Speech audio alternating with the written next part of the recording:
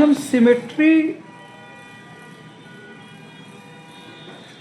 Symmetry arguments पे हम बात करेंगे। कल ही मैं सुन रहा था सक्सेना साहब को या पेनरोज साहब को कि सिमेट्री का बहुत बड़ा रोल है, लेकिन सिमेट्री का मतलब क्या होता है। एक्चुअली में हम सिमेट्री को आज डिफाइन करने की कोशिश करेंगे। दोस्तों, खाली स्पेस का कोई मतलब होता नहीं है। अगर उसमें मास ना हो कोई बात नहीं, लेकिन अगर एनर्जी नहीं होगी तो इस स्पेस को हम डिफ्रेंशिएट नहीं कर पाएंगे। तो स्पेस को डिफ्रेंशिएट करने के लिए एनर्जी चाहिए, और एनर्जी को सबसे सिंपल तरीके से जो इस स्पेस को क्लासीफाई कर सकता है, डिफ्रेंशिएट कर सकता है, वो 3D हालो सरफेस है। ये 3D हालो सरफेस जो है, कोई भी 3D हालो सरफेस 2 डायमेंशनल शीट से बनाया जा सकता है, 2D शीट से, उसके प्रोजेक्शन से। ठीक है। डीप स्पेस में शीट्स फ्लैट होती हैं, और इन शीट्स को हम क्या कहेंगे? Graviton sheet. समझ रहे हो कैमरामैन धीमा जायसवाल? क्या कहेंगे? Graviton sheet. अगर ए एंड बी के बीच में एक ग्रेविटॉन शीट है, ए एंड बी के बीच में, ठीक है। और जब लाइट ट्रेवल करती है तो ये 3D में प्रोजेक्ट हो जाती है शीट। ये 3D जो प्रोजेक्शन है, इसको हम ग्रेविटॉन पार्टिकल कहेंगे, जीपी। क्या कहेंगे? जीपी। तो ये शीट जब 3D में प्रोजेक्ट होगी एक्चुअली में, तो अब यहाँ पे देखिए, इन्हीं ए एंड बी के बीच में जब वास्तव में 3D में ये शीट प्रोजेक्ट होगी, तो एक शीट तो यहाँ आज पूरी की पूरी शीट यहीं आधे रास्ते में ख़त्म हो गई, ए एंड बी के बीच में, ठीक है, फिजिकल डिस्टेंस के बीच में। उसके बाद एक्स्ट्रा शीट लेनी पड़ेगी। तो एक्चुअली में यहाँ से आप देखिए कि लाइट जब भी ट्रेवल करेगी तो नंबर ऑफ शीट्स या नंबर ऑफ ग्रेविटॉन पार्टिकल्स बढ़ जाएंगे। ठीक है। अब ये जब लाइट ट्रेवल यहाँ से वापस चली जाएगी तो नंबर ऑफ शीट्स फिर से वही हो जाएंगे, एक हो जाएगी ए एंड बी के बीच में। और ये डिस्टर्बेंस अब आगे कहीं जब होगा तो वहाँ नंबर ऑफ शीट्स बढ़ जाएंगी। ये सी की स्पीड से लाइट डीप स्पेस में चलती है। लेकिन ग्रेविटेशनल फील्ड में क्या होता है कि सपोज कल्पना कीजिए कि ये जो डिस्टर्बेंस चल रहा था ये फ्लैट शीट में, ये सीधा ही ना जाए, ये क्या बोलते हैं, सीधा ही ना जाए, ये दो पार्ट में ब्रेक हो जाए। मतलब एक पार्ट तो आगे जाए और दूसरा पार्ट इस तरह से आ जाए, क्योंकि शीट्स हर जगह फ्लैट वाली अवेलेबल हैं। ठीक है। अगले पॉइंट में क्या होगा? ये पॉइंट मान लीजिए बी, जहाँ ब्रेक हुआ। अगले पॉइंट में क्या होगा कि ये जो लाइट है अब आगे जाती है ए तक। कहाँ जाती है? ए तक। और ये वाला जो बी के आगे का पोर्शन है ये इसको फॉलो करता है, लेकिन फिर से लाइट यहाँ दो पार्टों में ब्रेक हो जाती है, एक इधर की ओर टेंडेंसी है, एक इधर की ओर। तो एक तरह से इसके बाद क्या होगा, लाइट जब आगे इधर बढ़ेगी ये वाला, तो ये वाला इसको फॉलो करेगा।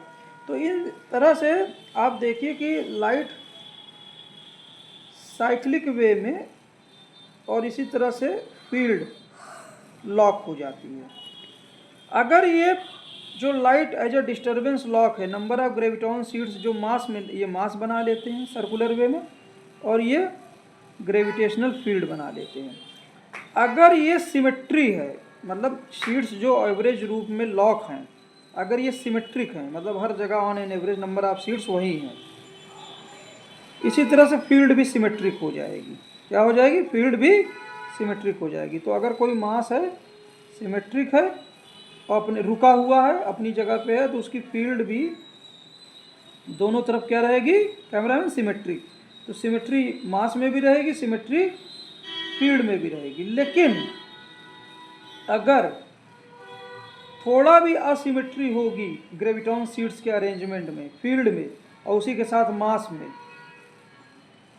मतलब इधर नंबर ऑफ शीट ज़्यादा है, इधर कम है, तो हमने फ्लैट दिखा दिया थोड़ा, और राइट हैंड साइड पे शीट ज़्यादा है तो ट्रायंगल ज़्यादा दिखा दिए, और इधर शीट कम है तो थोड़ा सा कम दिखा दिया। तो अगर जब भी ये असिमेट्री रहेगी, चाहे मास के ग्रेविटॉन स्ट्रक्चर में इंटरनल असिमेट्री, इसको कहेंगे इंटरनल असिमेट्री जो मास का कारण, और ग्रेविटॉन फील्ड में असिमेट्री, तो इसको कहेंगे एक्सटर्नल असिमेट्री। जब भी ऐसी स्थिति रहेगी तो यही जो मास m है, m नॉट रेस्ट मास, इसमें जो एक्स्ट्रा सीट इधर ऐड हुई है वो एक्चुअली में काइनेटिक एनर्जी का रूप ले लेगी। किसका रूप ले लेगी? काइनेटिक एनर्जी का। और ये मास शेप भी चेंज करेगा। इसका शेप जो रेस्ट मास था सिमेट्रिक था, शेप भी अब थोड़ा सा असिमेट्रिक हो जाएगा क्योंकि ग्रेविटॉन सीट्स इधर ज़्यादा हैं। और यही जो सिमेट्रिक मास में जो extra seats right hand side में जुड़ रही हैं मास के अंदर, यही इसको वेलोसिटी प्रदान करेंगी और दोनों तरफ ग्रेविटेशनल फील्ड में भी असिमेट्री होगी। और मास की अगर बात करें तो चूँकि टोटल नंबर ऑफ सीट्स इसमें ज़्यादा हैं, सिमेट्रिक सीट्स प्लस जो असिमेट्रिक सीट्स काइनेटिक एनर्जी में है, ये असिमेट्रिक सीट्स और ये क्या है? सिमेट्रिक सीट्स, दोनों का एडिशन एक्चुअली में रिलेटिविस्टिक मास बनाएगा। क्या बनाएगा? रिलेटिविस्टिक मास। तो रिलेटिविस्टिक मास में रेस्ट मास तो होता ही है, साथ में काइनेटिक एनर्जी या असिमेट्रिक एक्स्ट्रा ग्रेविटेशनल सीट्स भी होती हैं। तो हमारी जो थ्योरी में रिलेटिविस्टिक मास जो है उसमें एक्स्ट्रा मास वास्तव में होता है। क्या होता है? एक्स्ट्रा मास वास्तव में होता है। कारण क्या है कि मान लीजिए ये मास है, रेस्ट में था, केवल मास को देखिए, सारी थ्योरी भूल जाइए, ये रेस्ट मास m नॉट है। अब जब मूव करेगा ये m नॉट मूव करेगा वेलोसिटी से, तो लोग कहेंगे इसमें रिलेटिविस्टिक मास होगा, गामा टाइम्स m नॉट ना, ये मास बढ़ जाएगा, मास बढ़ जाएगा। समझ रहे हैं? हमको ये नहीं समझ में आता कि अगर कोई मास m नॉट था, रेस्ट में था, और अब अगर ये मास m नॉट वेलोसिटी v से मूव करेगा तो मास एनर्जी तो बढ़ गई ना, इसकी मास की एनर्जी बढ़ गई, m नॉट की एनर्जी बढ़ गई क्योंकि काइनेटिक एनर्जी भी इसमें जुड़ गई और ये मास के अंदर ही है, तो मास क्यों नहीं बढ़ेगा? मास भी बढ़ेगा। Number of graviton seats right hand portion पे बढ़ जाएगी मास के ऑन एन एवरेज, और मास असिमेट्रिक हो जाएगा। क्या हो जाएगा? असिमेट्रिक हो जाएगा। अब देखिए होता क्या है कि यहाँ से तो हमने जो कंक्लूजन पहला ड्रॉ किया कि अगर कोई सिमेट्रिक मास है, सिमेट्री मास में है और फील्ड भी सिमेट्री है, तो ये चीज़ मूव नहीं करेगी, ये चीज़ मूव नहीं करेगी। लेकिन अगर मास में असिमेट्री आ जाए, नंबर ऑफ ये असिमेट्री, इसको हम यूएस से रिप्रेजेंट करेंगे, हाँ यूनाइटेड स्टेट्स से मान लीजिए, और यहाँ पर फील्ड में भी असिमेट्री आ जाए, लेफ्ट और राइट में फील्ड में भी असिमेट्री आ जाए, तो ये चीज़ मूव करेगी। अगर रेस्ट मास m नॉट था तो जो asymmetry number of graviton seats बढ़ गई वो m not plus asymmetric graviton seats, asymmetric graviton seats जो ऐड कर दी, ये काइनेटिक एनर्जी ना, और एक्चुअली में यही दोनों एक्चुअली में रिलेटिविस्टिक मास का काम करेंगे। किसका काम करेंगे? रिलेटिविस्टिक मास का। Rest mass energy m not c square move कर रहा है, केवल मास को देखिए आप, तो वो रिलेटिविस्टिक मास गुणा c स्क्वायर, इन दोनों का डिफरेंस मतलब c square multiplied by mr minus m not is equal to kinetic energy. Kinetic energy कुछ नहीं है, क्या है? असिमेट्रिक ग्रेविटॉन सीट्स, जो दोनों का अंतर है, मल्टीप्लाइड बाई c स्क्वायर। ठीक है? अब मान लीजिए ये सन है, क्या है? सन बहुत है, मान लीजिए ये सिमेट्री है, सन सिमेट्री के रेस्ट पे है सन, तो दोनों तरफ फील्ड भी सिमेट्रिक हो गई, इसकी ग्रेविटॉन फील्ड्स भी सिमेट्रिक हो गई, तो यस यस। लेकिन अगर हम एक छोटा सा मास रख दें m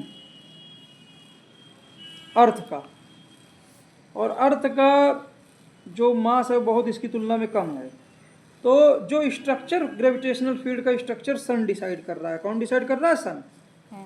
लेकिन अर्थ अभी यहाँ पे रखा गया था, तो ये सिमेट्री था, अर्थ सिमेट्री थी, तो ES कहेंगे। लेकिन इसके दोनों तरफ फील्ड असिमेट्रिक है क्योंकि अर्थ का इधर सेंटर के करीब है, इधर दूर है ना। तो इसलिए अर्थ अब मूव करने लगेगी, अर्थ में वेलोसिटी आ जाएगी, तो अर्थ स्वयं असिमेट्रिक हो जाएगी। तो अर्थ क्या हो जाएगी? असिमेट्रिक। क्या हो जाएगी?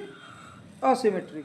ठीक है, लेकिन और उसके अगल बगल फील्ड तो असिमेट्रिक है ही है, ठीक है ना। तो अर्थ मूव करने लगेगा, तो इसलिए अर्थ में एक रिलेटिविस्टिक मास आ जाएगा, mr। ठीक है, अब वेलोसिटी एक्सेलरेशन में फ़र्क समझ लीजिए।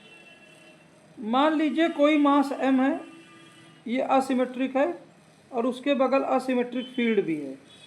क्या है? फील्ड भी है। मान लीजिए यही अर्थ था, अभी असिमेट्री यहाँ थी, लेकिन अगर यही अर्थ है, दोनों तरफ असिमेट्री है, तो मूव करेगा, वेलोसिटी पाएगा।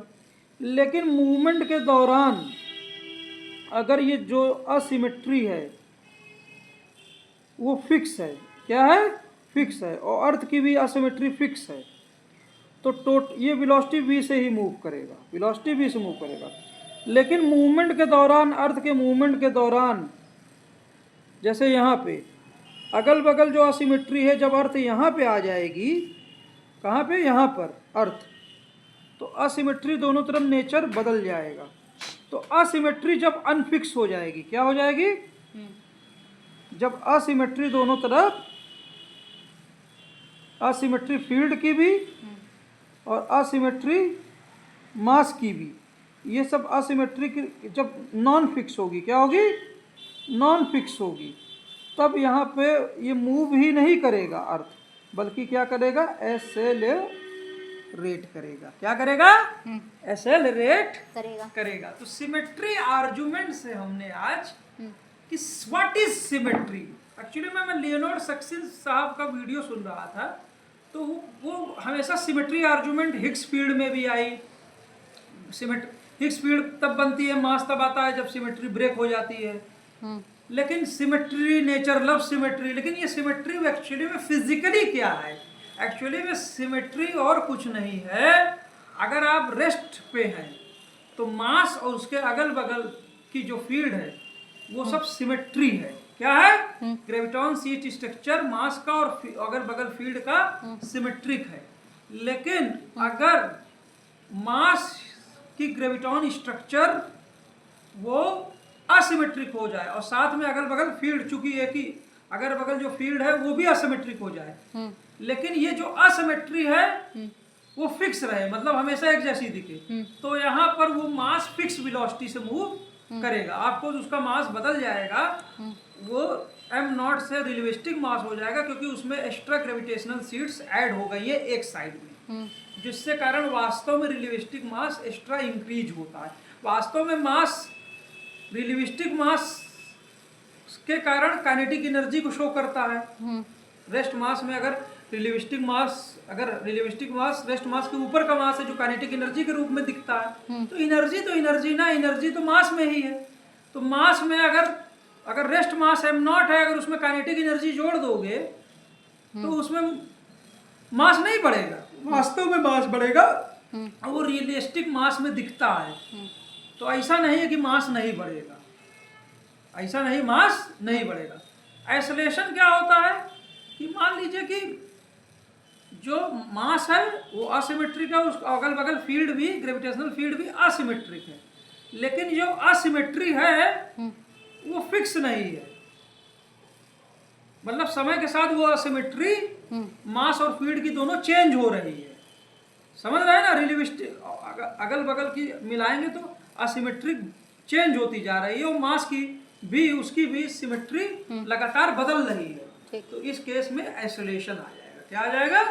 आइसोलेशन आ जाएगा। उम्मीद है ये एपिसोड आप लोगों को पसंद आया होगा। सिमेट्री आर्गुमेंट्स को हमने आज समझाने की कोशिश की फिजिकली। जय हिंद, जय भारत, जय विश्व। Thank you sir.